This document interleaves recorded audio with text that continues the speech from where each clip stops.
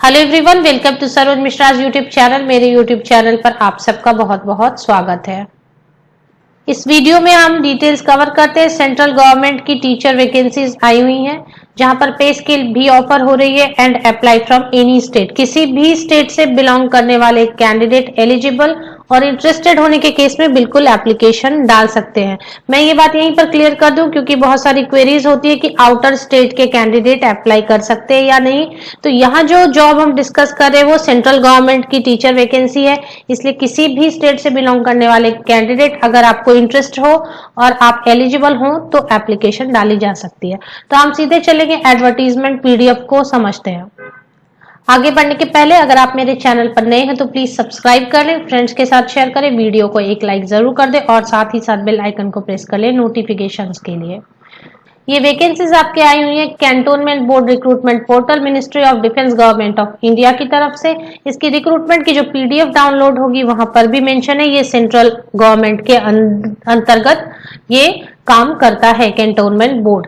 यहाँ पर इस वेबसाइट पर आपको आना है और यहाँ पर जो थर्ड नोटिफिकेशन है employment notice for the post of assistant teacher, ये आप क्लिक करते हैं और क्लिक करते ही एक पीडीएफ ओपन होगी। पीडीएफ ओपन होगी, वहां पर बहुत सारे अलग अलग वैकेंसीज भी हैं, लेकिन जो वैकेंसी हम कवर करेंगे वो सीरियल नंबर 4 में असिस्टेंट टीचर की वैकेंसी है, जहां पे पे स्केल ऑफर हो रही है 29,200 से लेकर 92,300 की पे स्केल। 29,200 की पे स्केल मींस आपकी एचआरए, डियरनेस अलाउंसेस और बाकी के अलाउंसेस छोटे मोटे कुल मिला के 42,000 अप्रॉक्स या उसके आसपास सैलरी, मंथली सैलरी बननी चाहिए। अब आगे बात करते हैं कि वैकेंसी कहां से आई है। और तो ये पीडीएफ जो ओपन होती है आपको इस तरीके से नजर आएगी, अहमदनगर कैंटोनमेंट बोर्ड। आगे बढ़ने के पहले यहाँ पर आप देखें central government, the cantonment boards are functioning under the overall control of central government. तो ये कैंटोनमेंट बोर्ड जो भी है वो सेंट्रल गवर्नमेंट के अंतर्गत काम करता है, इसलिए ये अप्लाई फ्रॉम एनी स्टेट होता है।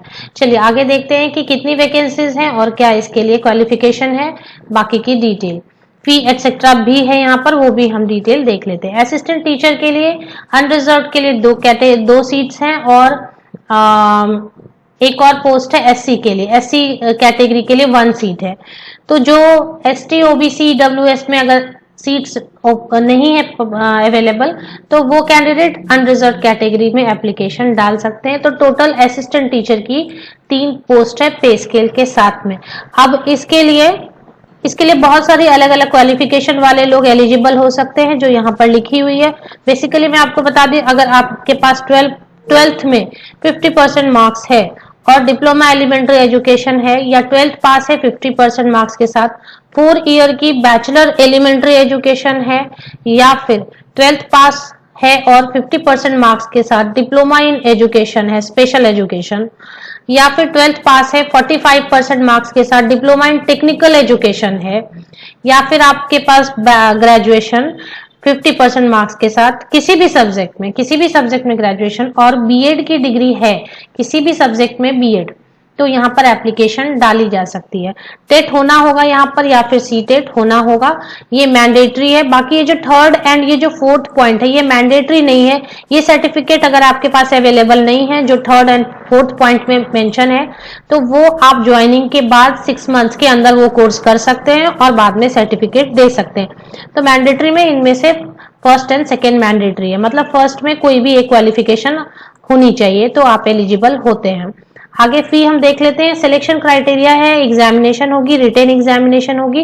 रिटेन एग्जामिनेशन की स्केड्यूल वगैरह सारी, वेन्यू वगैरह वो सारी चीजें यहाँ पर ऑफिशियल वेबसाइट पर आपको बार बार चेक करते रहना होगा। यहाँ पर कहीं ना कहीं पर नोटिस अपडेट होती रहेगी।